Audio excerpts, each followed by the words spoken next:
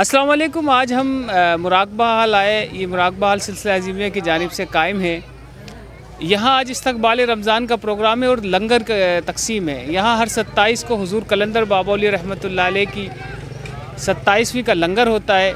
यहाँ छोटे छोटे मासूम बच्चे आते हैं, दुआ होती है, अपने शहर के लिए दुआ होती है, पाकिस्तान के लिए दुआ होती है, और यहाँ और भी मौज़ूआत पे भी गुफ्तगू का सिलसिला जारी रहता है। आज हमने यहाँ आए और हमने इस प्रोग्राम के बारे में निगरान मुराकबा हाल जनाब जुल्फ़कार अली अज़ीमी साहब का इस मौजू पे हमने लेक्चर भी है, वो भी आप मेरी इसके इंटरव्यू के बाद आप देखिएगा। आप मैं कैमरा मैन दिखा सके तो यहाँ लंगर बच्चों के लिए तकसीम होने के लिए।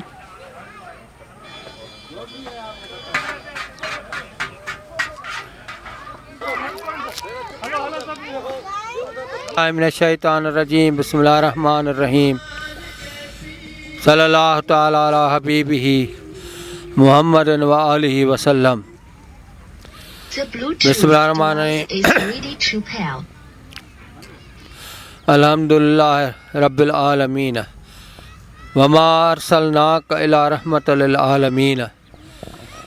तमाम तारीफ़ूं अल्लाह जूं जेको रब आहे हिन सभिनी जहाननि जो, जंहिं पंहिंजे प्यारे महबूब नबी पाक सल्लल्लाहु अलैहि वसल्लम जन खे हिन आलमीन जे लाइ रहमत बनाए मोकिलियो आहे। हुज़ूर पाक सल्लल्लाहु अलैहि वसल्लम जिन आख़िरी नबी आहिनि ऐं सनन तइलीमात जो तसलसल 1.25 लाख नबियुनि जो ई आहे। साॻी तइलीमात आहे जेका 1.25 लाख नबियुनि जी आहे, ऐं जेका नबियुनि जी तइलीमात आहे हुज़ूर पाक सल्लल्लाहु अलैहि वसल्लम जी तइलीमात आहे, उन जो निचोड़ हीअ आहे त इंसान अज़ल में अल्लाह ताला सां हिकिड़ो वाइदो करे आयो हो, अलस्तु बिरब्बिकुम वारो। उन वाइदे खे हिन दुनिया में मुकमिल करिणो आहे, ऐं उन वाइदे जे मुकमिल करण लाइ क़ुरान पाक जी तइलीमात असांजे साम्हूं आहे। हीउ वाइदो अलस्त में असांजे रूहनि कयो हो, हिन जिस्म न कयो हो। रूह अल्लाह ताला अज़ल में पैदा कया ऐं पोइ उन्हनि सभिनी रूहनि खे अल्लाह ताला पंहिंजो दीदार कराए ऐं हिकिड़ो सुवालु पुछो, अलस्तु बिरब्बिकुम, छा मां तव्हांजो रब न आहियां? पोइ सभिनी रूहनि जवाबु ॾिनो, कालू भला, हा तूं असांजो रब आहीं। हिन दुनिया में अचण खां पोइ हिकिड़ो मादियत जो पर्दो अची वञे थो। उन पर्दे खे हटाइण जे लाइ नबी सगोर आया आहिनि ऐं हुज़ूर पाक सल्लल्लाहु अलैहि वसल्लम जिन जी तइलीमात बि इहा ई आहे त हिन पर्दे खे हटाए, मादियत जे पर्दे खे, ऐं पंहिंजे असुल इंसान रूह खां वाक़ुफ़ु थी ऐं अल्लाह ताला सां पंहिंजो रूहानी क़ल्बी तअल्लुक़ क़ाइमु कयो।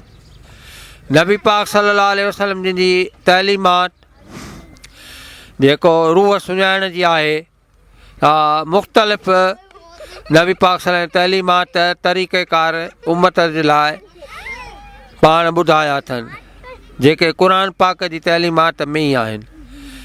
उन में अवल सलात आहे, निमाज़, जेका महराजुल मोमिनीन आहे। असलात महराजुल मोमिनीन, सलात क़ाइमु कयो, यानी सलात हिकिड़ो अहिड़ो अमल आहे जंहिंजे क़ाइमु करण सां इंसान जो रूहानी तअल्लुक़ अल्लाह ताला सां क़ाइमु थिए थो। नबी पाक सल्लल्लाहु अलैहि वसल्लम जिन फरमाईनि था त सलात ईअं क़ाइमु कयो ॼण अल्लाह खे ॾिसी रहिया आहियो, पर जे इन दर्जे ते न पहुतायो, इहो महसूसु कयो त अल्लाह मूंखे ॾिसी रहियो आहे। मर्तब अहसान, इन खे मर्तब अहसान जो मुराक़बो चयो वेंदो आहे। उन तरीक़े सां सलात खां पोइ वरी रोज़ो आहे। जीअं त इस्लाम जा 5 रुकन आहिनि ऐं तरतीबवार पहिरियों कलमो आहे, अलाह जे तौहीद जो इक़रार ऐं नबी पाक सल्लल्लाहु अलैहि वसल्लम जे रिसालत जो इक़रार आहे। उन खां पोइ ॿिए नंबर ते सलात यानी निमाज़ आहे जेका 5 वक़्त क़ाइमु करणी आहे। ऐं टियों नंबर रोज़ो आहे जेको हर मुस्लमान ते फ़र्ज़ु आहे। चोथों नंबर ज़कात आहे, ज़कात माना पाक करणु। ऐं 5 हज आहे। ज़कात ऐं हज साहिब इस्तिताअत माण्हुनि ते फ़र्ज़ु आहे। बाक़ी कलमो निमाज़ यानी सलात ऐं रोज़ो इहो सभिनी मुस्लमाननि मथां फ़र्ज़ु आहे। जीअं त हींअर अनक़रीब 5 या 6 तारीख़ ते मई ते रमज़ान शरीफ़ शुरू थी रहियो आहे। अॼु हुज़ूर कलंदर बाबा औलिया रहमतुल्लाह जेके इमाम सिलसिला अज़ीम आहिनि उन्हनि जे माहवार 27 जेको हर दुनिया में सॼीअ में उर्स मुबारक कयो वेंदो आहे।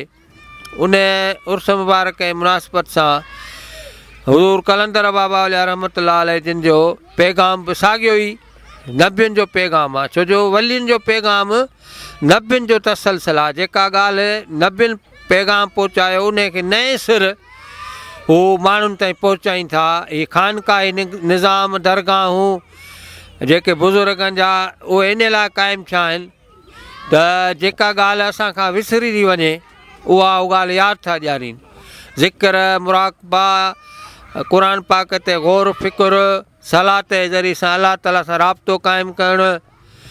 ऐं उन में जेको रूह जो जेको सफ़ाई आहे जंहिंखे तज़किए नफ़्स ऐं तस्फ़िए क़ल्ब चयो आहे यानी नफ़्स जी पाकाई ऐं क़ल्ब जी सफ़ाई उन जा मुख़्तलिफ़ तरीक़ा क़ुर पाक में ऐं नबी पाक सल्लल्लाहु अलैहि वसल्लम जी तइलीमात में ऐं हदीसुनि में ॾिनल आहिनि। उन मां हिकु पहिरियों सलात आहे, उन खां पोइ रोज़ो आहे। सलात ख़ुदि हिकु मुराक़बो आहे, मेडिटेशन आहे। मुराक़बो अखियूं बंदि करे कंहिं हिकु ख़्याल में बेख़्याल थी वञण खे मुराक़बो चइबो आहे। ऐं सलात यानी निमाज़ बि हिकु अहिड़ो अमल आहे जेको इंसानु उन सलात में निमाज़ में एतिरो त उहो गुम थी वञे जो अलाह ताला सां हुनजो रूहानी तइल्लुक़ क़ाइमु थिए। या मुसलसल हिकिड़ी मश्क आहे। उन तरीक़े सां रोज़ो जंहिंजे लाइ क़ुर शरीफ़ में हर उम्मत लाइ रोज़ा फ़र्ज़ु आहिनि। मुख़्तलिफ़ उम्मतुनि में किन खे 2 महीने में 2 चकर हुयो, किन खे 10 ॾींहं हुयो, पर नबी पाक सल्लल्लाहु अलैहि वसल्लम जी उम्मत में हीअ रमज़ान महीनो सॼो रमज़ान शरीफ़ ऐं रोज़ो हिकिड़ो अहिड़ो अमल आहे जंहिंजे लाइ हदीस कुदसी आहे त रोज़े जी जेका जज़ा आहे यानी जेको रोज़े जो जेको इनाम आहे सो उहो अलाह ताला फरमाए मां पाण आहियां। यानी रोज़ात खे अलाह ताला जो दीदार थो थिए। रोज़ो हिकिड़ो अहिड़ो अमल आहे जेकर सही तरीक़े सां रोज़े खे रखियो वञे त उन रोज़े जे ज़रिए सां हुन जे अंदर में एतिरी सफ़ाई थिए थी रोज़ेदार जे जो हू आहिस्ते आहिस्ते पंहिंजे अलाह ताला जे वेझो थिए थो। जीअं त 10 रोज़ या 20 रोज़े खां पोइ हिकु अहिड़ी राति आहे जंहिंजो क़ुर शरीफ़ में ज़िक्र आहे इना अंज़लना सूरत में जेका 1000 महीननि खां बहितर आहे। ऐं 1000 महीना तक़रीबन 82 साल थियंदा। यानी उहा हिकु राति जेकॾहिं कंहिंखे नसीब थी त हू 82 सालनि जी इबादत जे बराबरि आहे। त उहा जेका हिकु राति आहे त उहा रोज़े सही रोज़े रखण सां क़ाइमु थींदी। रोज़े जा बि तरीक़ा आहिनि। उन में रोज़े में घटि खाइणु, घटि सुम्हणु, घटि ॻाल्हाइणु, इबादत घणी करणु ऐं निंड खे घटि करिणो आहे। ईअं न त खाइण महिल बि इंतिहाई पेट भरे खाए ऐं खोलण महिल जेको आहे सो उहो पेट भरे ऐं पोइ खाए त रोज़े जो मक़सदु फोत थो थी वञे। रोज़ो हिकु अहिड़ो रूहानी प्रोग्राम आहे जेको ख़ासि नबी पाक सल्लल्लाहु अलैहि वसल्लम जी उम्मत लाइ अलाह ताला नाज़िल कयो आहे त हिन में इबादत करण सां इंसानु 82 सालनि जी इबादत खां वधीक उनखे उन अजुर मिले थो। ऐं हिन रोज़ो हिकिड़ो अहिड़ो अमल आहे जेकॾहिं सही तरीक़े सां रोज़े खे रखियो वञे त उहो रोज़ात अलाह ताला जो दीदार करे सघे थो। रोज़ो हिकिड़ो अहिड़ो अमल आहे। ऐं रोज़े में हर तरह जी परहेज़ करणी आहे। इबादत घणी करणी आहे। उन तरीक़े सां सिलसिले अज़ीमिया जे प्लेटफार्म ते रोज़ेदारनि जो प्रोग्राम असांजा रूहानी उस्ताद आहिनि जंहिंखे मुर्शिद चइजे थो, हज़रत ख्वाजा शमसुद्दीन अज़ीमी साहिब जिन, उन हिकु प्रोग्राम ॾिनो आहे, यानी शब क़दर में अलाह ताला जे तजल्लीअ जो दीदार कयो। उहो हिकिड़ो प्रोग्राम आहे 11 रोज़े खां, त 11 रोज़े खां वेंदे 27 ताईं, त हर रोज़े ते कीअं खाइणो आहे, छा खाइणो आहे, केतिरो खाइणो आहे, निंड केतिरी करणी आहे। त हीअ रोज़ो हिकु अहिड़ो प्रोग्राम आहे जेको सही तरीक़े सां जेकॾहिं उनखे अमल कजे त इन हिकु महीने में इंसान खे 82 सालनि जी इबादत खां वधीक अजुर उन मिली वेंदो, ऐं हिन हिकु महीने में अलाह ताला सां उनजो रूहानी तअल्लुक़ क़ाइमु थी सघे थो। त उन सिलसिले में ऐं उन सां गॾोगॾु हिकिड़ो आम तरीन जेका सुनत आहे हुज़ूर पाक सल्लल्लाहु अलैहि वसल्लम जिन जी सा आहे मुराक़बो, जंहिंखे गौर ऐं फ़िकुर चयो वियो आहे क़ुर शरीफ़ में। क़ुर शरीफ़ में 756 भेरा गौर ऐं फ़िकुर यानी मुराक़बे जे बारे में अलाह ताला ॿुधायो आहे। हालांकि सलात यानी निमाज़ जे बारे में 99 भेरा आहे। घणे में घणियूं आयतूं 756 गौर ऐं फ़िक्र जे बारे में आहे, यानी अखियूं बंदि करे ऐं कंहिं हिकु ख़्याल में वेही ऐं उन जे ज़रिए सां अलाह ताला सां तअल्लुक़ क़ाइमु कजे। अलाह ताला क़ुर पाक में फरमाए थो, वफ़ी अनफुसकुम अफला तुबसिरून, मां तव्हांजे नफ़्सनि में आहियां, अफला तुबसिरून, चवनि था मूंखे ॾिसो। वरी हदीस आहे हुज़ूर पाक सल्लल्लाहु अलैहि वसल्लम जिन जी, मन अरफ़ नफ़्सहू फ़क़द अरफ़ रब्बहू, जंहिं इरफ़ान यानी सुञाणप हासिलु कई पंहिंजे नफ़्स जी, उहो ई सुञाणप हासिलु कंदो पंहिंजे रब जी। त नफ़्स जी सुञाणप जो मतिलबु आहे त अलाह ताला फरमाए थो त मां तव्हांजे अंदर में आहियां, मूंखे ॾिसो, चवनि था नानो अक़रब इलैहि मिनल हबिलुल वरीद, मां तव्हांजी साह जी रग खां वधीक वेझो आहियां। त पोइ मूंखे चवनि था तव्हां ॾिसो, मां तव्हां सां हर वक़्तु गॾु आहियां, तव्हांजे अंदर में आहियां। त उहो कीअं अंदर में आहे उन ते गौर कयूं था त अलाह ताला जॾहिं आदम खे पैदा कयो ऐं पोइ फ़रिश्तनि खे अलाह ताला फरमायो त ए फ़रिश्तो, जॾहिं मां आदम खे पंहिंजे ॿिन्ही हथनि सां मिटीअ मां ठाहियां ऐं पोइ हुनजे अंदरि पंहिंजे रूह मज़ा फूकियासि, उहा नफ़क़तु फ़ीहि मिन रूही, माना फूकियासि मां पंहिंजे रूह मज़ा, पोइ तव्हां सजदे में किरी पइजो। त आदम जे पुतले खे मिटीअ खे सजदो कोन हो, रूह जॾहिं अलाह जो हुन में फूकियो वियो उनखे सजदो आहे। रूह छा आहे?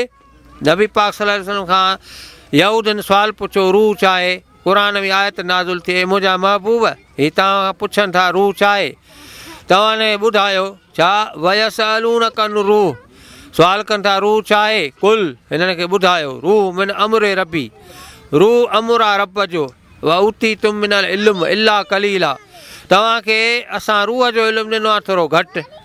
वरी हुननि चयो त अमुर आहे रब जो जेकॾहिं रूह, त पोइ अमुर छा आहे?